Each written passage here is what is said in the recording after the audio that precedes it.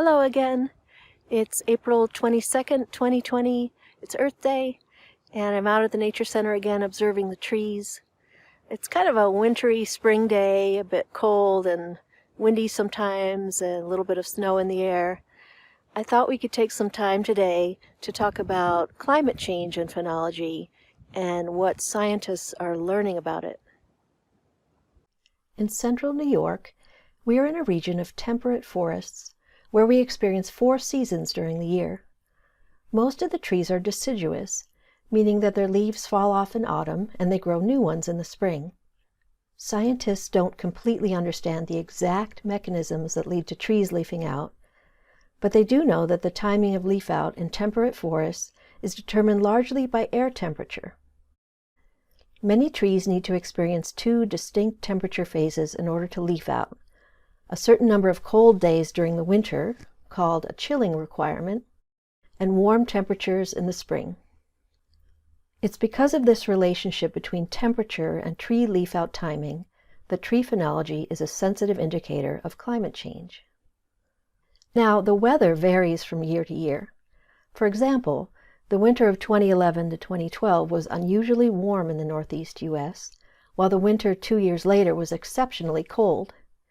Because of this variability, the dates when trees leaf out will vary from year to year, and different species leaf out at different times, as do individual trees of the same species that are in different locations.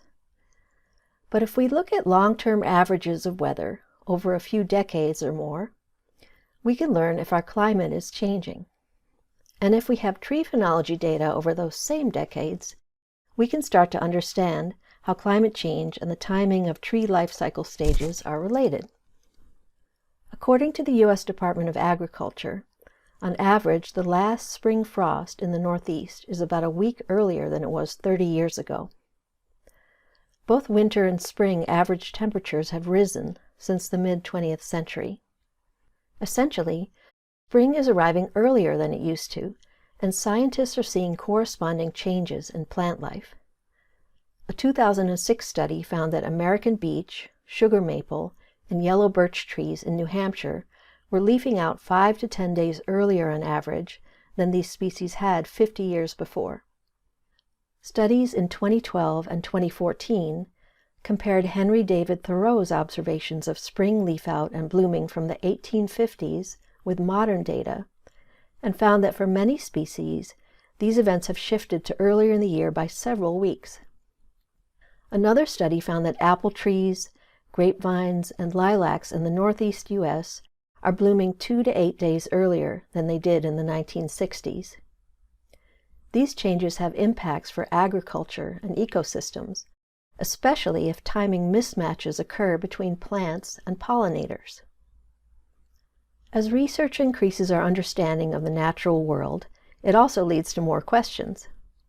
One of the great things about taking part in phenology as a citizen scientist is that you get to contribute to scientific research to help answer these questions. I like knowing that I'm part of that effort, and that the data I collect today could be meaningful many decades from now. In this video, we've just barely scratched the surface of what's known about climate change and phenology. To learn more, you can find some leaflets about climate change and its effects on plants and animals in central New York on the Paleontological Research Institution's website. You can also find out more about what researchers are learning from citizen science phenology data on the Nature's Notebook website. The links shown here are also in the YouTube description of this video.